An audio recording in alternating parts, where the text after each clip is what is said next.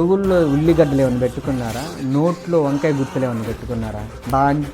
ఈరోజు నేను చెప్తున్నాను మీ చేత. వెయిట్, వీడియోకి వెళ్ళే ముందు మీకు ఒక డిస్క్లైమర్. మీరు గనక సినీ ప్రేమికులైతే పైరసీని ఎంకరేజ్ చెయ్యొద్దు. మీరు స్ట్రైట్ గా వెళ్ళి థియేటర్లోనే సినిమా చూడండి. ఒకవేళ రేట్లు ఇప్పుడు ప్రభుత్వాలు మారినాయి కాబట్టి సామరస్యంగానే ఉండొచ్చు. ఒకవేళ రేట్లు ఎక్కువైతే ఒక 1 వీక్ ఆగి మాత్రం సినిమా థియేటర్లోనే సినిమా చూడండి. సో ఒక ఎక్స్పీరియన్స్ అనేది మీకు కలుగుతుంది. ఈ టీవీల్లో కానీ ఈ మూవీ రూల్స్ లో కానీ తక్కువ క్వాలిటీ తోటి మీరు సినిమా చూసి మీకు అర్థం కాక అది మిమ్మల్ని ఎంటర్టైన్మెంట్ చేయలేకపోవచ్చు. అండ్ ఇంకోటి మీకు ఫుల్ ఇన్ఫర్మేషన్ కానీ మీకు నచ్చిన హ్యాపీనెస్ కానీ ఏది కూడా ఈ టీవీల్లో కానీ ఫోన్లో కానీ రాదు. సో ఒకవేళ రేట్లు ఎక్కువైనా కానీ పాప్కార్న్కి వీటి గురించి మన పవన్ కళ్యాణ్ గారు చూసుకుంటారని చెప్పారు. ఏపీలో రేవంత్ రెడ్డి గారు కూడా తెలంగాణలో చూసుకుంటారని ఆశిస్తున్నాను. మీరైతే సినిమాని థియేటర్లోనే చూడండి. పైరసీని అయితే ఎంకరేజ్ చేయొద్దు. ఆలస్యం లేకుండా మనం టాపిక్లోకి అయితే వెళ్ళిపోదాం. సో ముందుగా నేను ఈ డిస్క్లైమర్ ఎందుకు ఇచ్చానంటే, వీడి ఫోటో చూశారు కదా, వీడి పేరు కిరణ్. వీడు 6 years నుంచి సినిమా పైరసీ చేస్తున్నాడు. ఈ పైరసీ ఎలా చేస్తున్నాడంటే, కొత్త సినిమా రిలీజ్ అవ్వగానే బెనిఫిట్ షో కానీ ముందు ఏ షో ఉంటే ఆ షోకి వెళ్ళిపోయి సినిమా అయితే రికార్డ్ చేస్తున్నాడు అనమాట. ఏ థియేటర్స్ లో ఫుల్ క్రౌడ్ ఉన్న థియేటర్స్ లో కదా, మల్టీప్లెక్స్ కాస్ట్లీ థియేటర్లకు వెళ్ళి ఆడికెళ్ళి సినిమా షూట్ చేసేసి వీడు ప్రతి సినిమాకి ఒక రేటు కడుతున్నాడు. చిన్న సినిమా అయితే 40,000, పెద్ద సినిమా అయితే 80,000. సో ఇలాగా వీడు మూవీ రూల్స్ కి, టెలిగ్రామ్ కి, తమిళ రాకర్స్ కి ఇలాంటి వాటి వెబ్సైట్లకి అయితే ఇచ్చేస్తున్నాడు. వీడు వచ్చేసరికి ఇప్పటిదాకా వీడు 3,000 కోట్ల రూపాయలు అయితే సినిమా ఇండస్ట్రీకి డోకా అయితే వేశాడు. వీడి వల్ల నష్టం జరిగింది. వీడి మనీ కూడా డాలర్స్ లో అయితే తీసుకుంటాడు అనమాట. తర్వాత ఇండియన్ కరెన్సీకి చేంజ్ చేసుకుంటాడు. ఇదంతా తెలుగు రివ్యూసర్ కనపడతలేదా? చెవుల్లో ఉల్లిగడ్డలు ఏమైనా పెట్టుకున్నారా? నోట్లో వంకాయ గుర్తులు ఏమైనా పెట్టుకున్నారా? అరే, సినిమా మీద బతికే మీరు, రివ్యూస్ ఇచ్చే మీరు ఈ పైరసీ గురించి ఎందుకు వీడియోస్ చేయట్లేదు? నిజంగానే కనపడతలేదా? మనకెందుకులని వదిలేస్తున్నారా?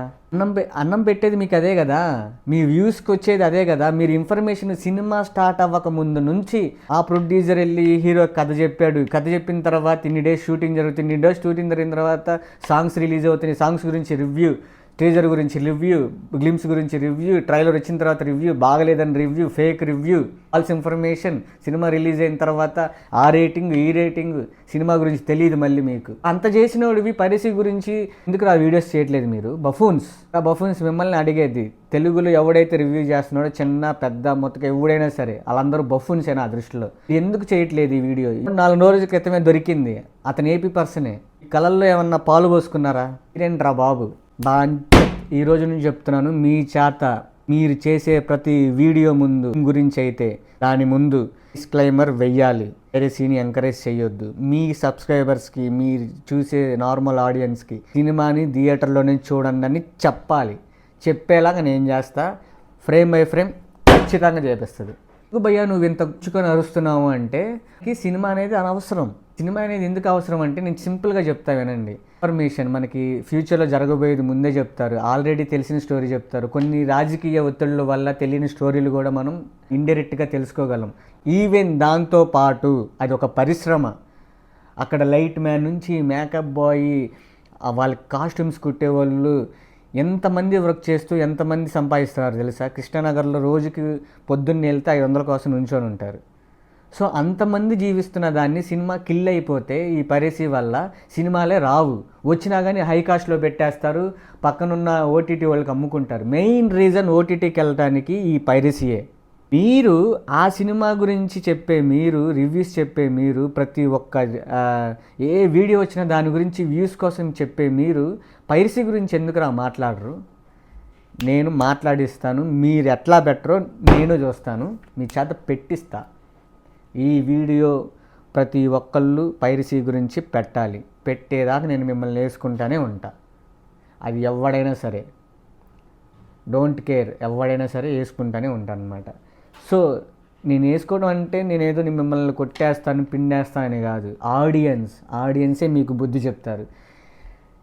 జెన్యూన్గా చూసేవాళ్ళు, సినిమాను ప్రేమించేవాళ్ళు అండ్ జెన్యూన్ ఆడియన్స్ వీళ్ళ వీడియోస్ కింద కామెంట్స్ చేయటం కోసమే కాకుండా వీళ్ళు ఎందుకు పైరసీని ఎంకరేజ్ చేస్తున్నారు, పైరసీని కిల్ చేయాలని ఎందుకు వీడియోలు చేయట్లేదు అడగండి, క్వశ్చన్ చేయండి. మీరు ఎందుకు మరి సబ్స్క్రైబ్ చేసుకున్నారు వాడిని? మీకు ఇన్ఫర్మేషన్ అనేది జెన్యూన్గా ఇవ్వాలి కదా, మీ అంతు చూస్తారు.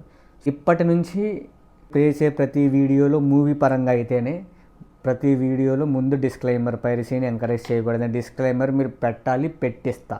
ఇండస్ట్రీకి ఈ కిరణ్ వల్ల ఇప్పటిదాకా 3,000 కోట్ల నష్టం వచ్చింది. అలా నష్టం వస్తే తర్వాత ఫ్యూచర్లో సినిమాలు ఉండవురా బాబు, తీసేస్తారు. సో అప్పుడు నువ్వు ఏ రివ్యూస్ ఇచ్చి చెప్తావు? ఏ రివ్యూస్ ఇచ్చి చెప్తారు మీరు? వీడైతే ఇంతతో ఆపేస్తున్నాను, చాలా కోపం అయితే వచ్చేసింది. అయితే మీరు సాధ్యమైనంత వరకు నార్మల్ ఆడియన్స్ని కోరుతున్నాను, సాధ్యమైనంత వరకు మీరు సినిమాని మీరు థియేటర్లోనే చూడండి. పైరసీని ఎంకరేజ్ చేయొద్దు. దానివల్ల అందరికీ చాలామందికి నష్టం. ఒక కంపెనీ తీసేస్తే అక్కడ కంపెనీ పనిచేసే ఉద్యోగుల్లో మీ వాళ్ళు కూడా ఉన్నారనుకోండి, ఉద్యోగం పోద్ది కదా, అప్పుడు మీకు శాలరీ ఎలా వస్తుంది, మీ అవసరాలు ఎలా తీరుతాయి? ఇది కూడా అంతే. అలా పైరసీ వల్ల వాళ్ళు చేసేది అదే.